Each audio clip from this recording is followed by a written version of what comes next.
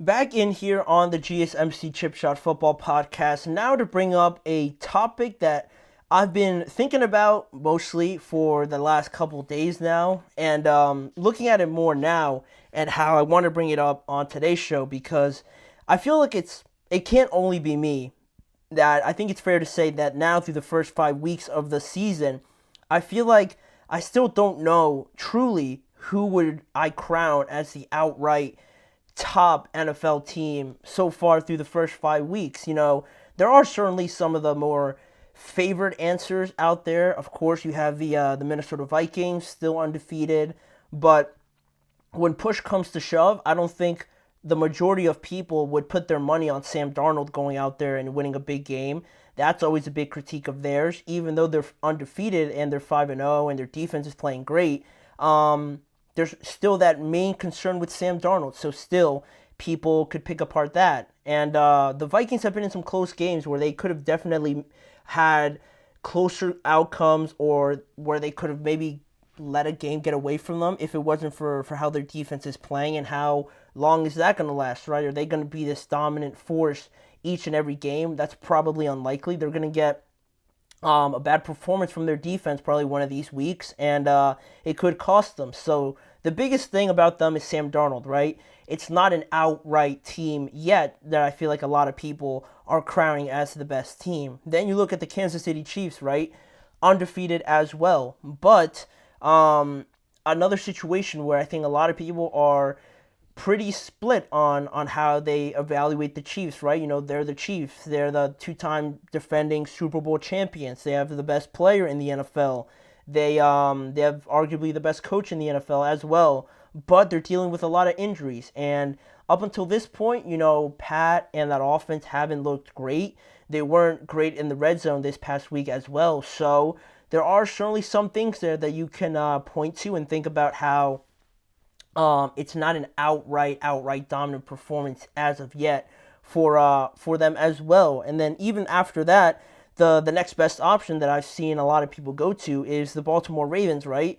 They have the deadliest duo in the NFL with Lamar and Derek. They dismantled the Buffalo Bills. They just won a thriller over the Cincinnati Bengals. And you could even point to the Chiefs game where they could have won that one if Isaiah Likely's foot was just like 2 inches closer to his body. They probably could have won that game. But even still with them, while their offense is great, I just mentioned and talked about how their defense, their passing defense, is one of the worst in the NFL as of right now. They're sort of getting known for blowing these big quarter leads, or the fourth quarter leads, I should say. They beat the Cowboys, but in that game they allowed them to come back. The Cowboys scored like 3 touchdowns in a row or something, and if the Cowboys could have scored 1 touchdown or something like that in the first half, and that made it so one-sided early on.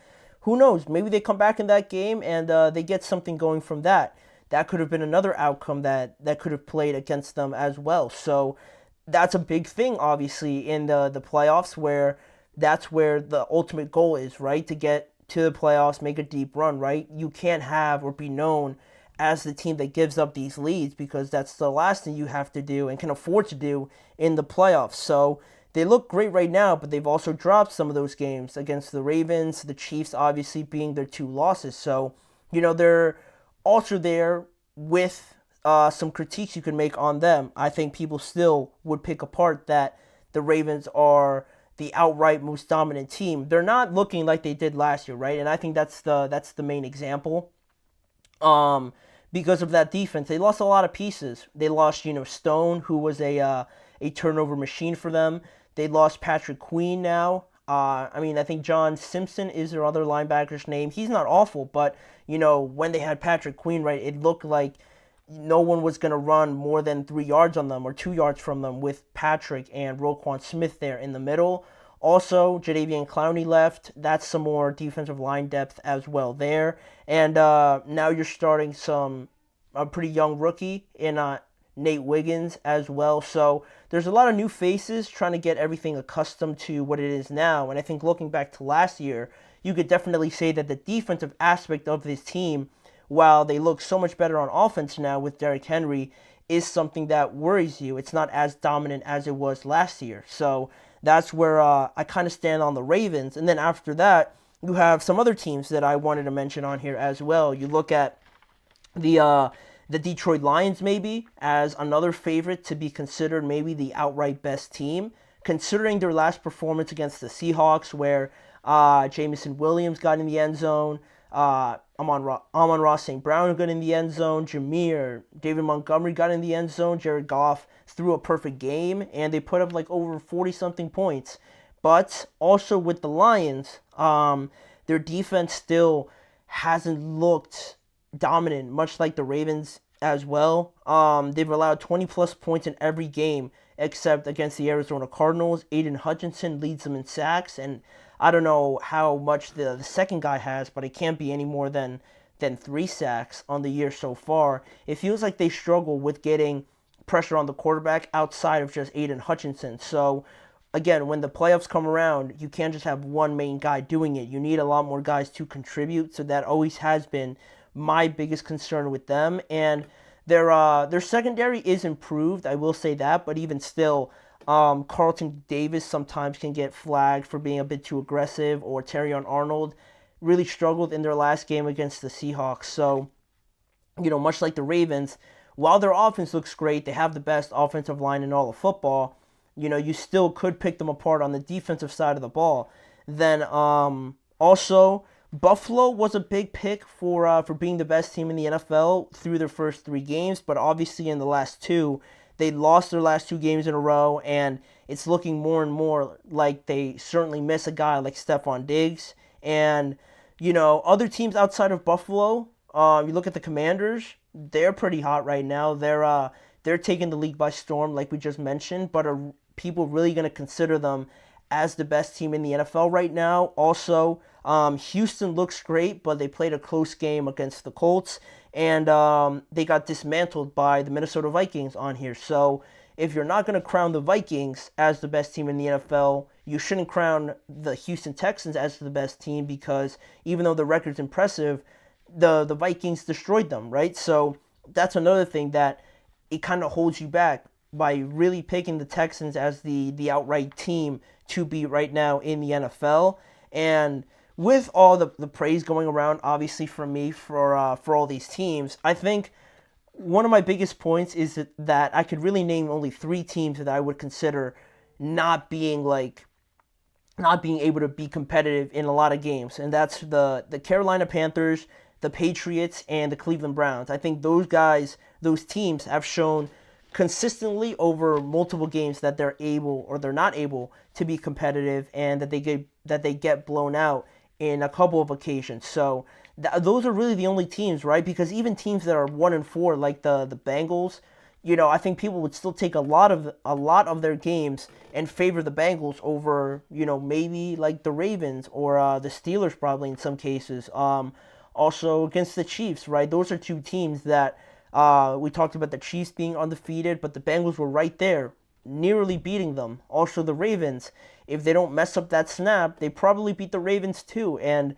the Bengals could have a lot better record for themselves, but again, looking at their defense, it's something that holds them back, and it's making a big difference, obviously, because they're 1-4. The Rams, very talented, but they're very injured, so they're being held back by that. And even teams that are 2-3 right now, are you going to tell me that the 49ers are the same as the New York Giants right now? The 49ers have lost to the Cardinals this past week, and the Cardinals have also destroyed the Los Angeles Rams. The Rams are 1-4, but they beat the San Francisco 49ers that are 2-3. And even if you look at the teams we just talked about, the Bengals, the Ravens, and the Commanders as an example, you look at the Commanders destroying the Bengals, right, in that one game. Then this past week, you have the Bengals almost beating the Ravens. And now this week, let's say the Ravens destroy the Commanders. So that's 3 teams there that have all kind of played each other and have had different results against one another. And I think now finally getting to the why this is and why there's so much disparity, I think, which is great. I love it because it makes it a lot more interesting on Sundays when like the Chiefs are not going to win every week. I know they have, but it feels closer than I think in years past, right? with not having that outright team that you can point to be the best in the NFL. Why that is, I feel like it's a lot more about nowadays, it's a lot more about executing, and it's more about scheme, and it's more about being consistent throughout an entire game than it's just about just having the best team, the biggest names on your roster, right? I think it's a matter of fact that I think all teams now are trying to copy off of each other, and all the best teams, we just keep talking about how this Kyle Shanahan type of offense, right? The zone runs type of offense, right? And then incorporating play action off of it, and the motion, the deception, and things like that. All of that, I feel like everyone's doing that, or at least all the good teams are. And to me, just looking at that as just what it is, right, as a general fact, it's harder, right, obviously, to beat teams that are doing the same thing you are and are essentially copying off of or reading off of the same blueprint as you are. So it's harder to outright beat them when they know what you're trying to do, when you know what they're trying to do, and you're all trying to find the pieces to fit the exact same scheme and game plan and things like that. It's going to lead to closer games. It's going to lead to, like we talked about weeks ago now, how the passing numbers are down, how the running numbers are up, and it's not just about having talented rosters like the 49ers do, right? They're 2-3. Like the Ravens do, they're 3-2, but they lost to the Raiders and things like that. They could have lost other games as well. It's not just about that. I feel like it's more about now really trying to perfect the game plan. And I think right now why it's so competitive and why it looks so close right now is because we're in a period where everyone's still trying to figure out how to get the best out of that system to kind of fit the players that they have right now. And we're seeing how some games they don't look that great, while other games they get an impressive win. And it's very up and down. You can't really pick a team that's so dominant, like I said, because they play great this one week and then they might lose to a team that's like 1-4, 2-3, or something like that, right? And it kind of relates to the NBA in a sense, right? Because I think the NBA now, it's a lot more spread out, it's a lot more competitive now, and I think the NFL is kind of trending towards that a little bit more. And just lastly here, to mention this point I had on the offense and how everyone's trying to copy off of each other. You look at the teams that are kind of not doing the same thing, and the Jets are the biggest example of this, right? Everyone critiques Aaron Rodgers and how they're performing on offense because it's too old-fashioned, it's too ancient, there's not enough movement, everything is so standstill, especially with the pieces that they have. Everyone points to the Jets as this misaligned offensive team that's just not doing things right because they're not doing what everybody else is doing, right? And you're seeing it on the field, right? How the offense looks inefficient. There's miscommunications. It just doesn't look as nice, as effective as other teams like the Commanders, right? The Rams with their running game, the Ravens as well. This zone run, power heavy team that uses play action very well, motions like crazy. The Jets don't do that, and I guess it's no surprise now that their offense is suffering because of that. And elsewhere, we mentioned the Bengals as well as one team that was too boring. They were too much in shotgun. It was too vanilla. They did the exact same thing every time until they didn't. They had Joe Burrow more under center. They had more motion. They had more guys and pieces moving around. Then they almost beat the Chiefs as well. So they kind of got out of that a little bit, but I think the Jets is the best example of that and how teams now are evolving into this new scheme, this new game plan, and that's why I feel like it's not only harder to beat a team that's trying to do the exact same thing as you, but also trying to perfect it now. I won't say fully moving away from being pass heavy, but it feels like you're trying to emphasize the running game more, having a better defense, and sustaining longer drives. And we had that conversation weeks ago, but I think that conversation in the past kind of leads us to where we are now and how everything is so close. And it's definitely not like a rant or anything like that. I think this is great. I think this is great that anybody can beat anybody. And it just kind of popped into my head the last couple, or really after this week when I saw the games, and I'm thinking, how did the Giants beat the Seahawks, or how did the Cardinals just beat the 49ers? I feel like last year and even years before that, it was a lot clearer who was going to win. But now it's a great thing, and hopefully this continues further along in more weeks. But speaking about continuing on, we have to continue on and talk about Devontae Adams and where his situation stands now in terms of trades. How does it look to be traded to the New York Jets and also the New Orleans Saints after recent developments on both of those teams over the last few weeks? So we're going to get into that and talking about Devontae Adams right after this break.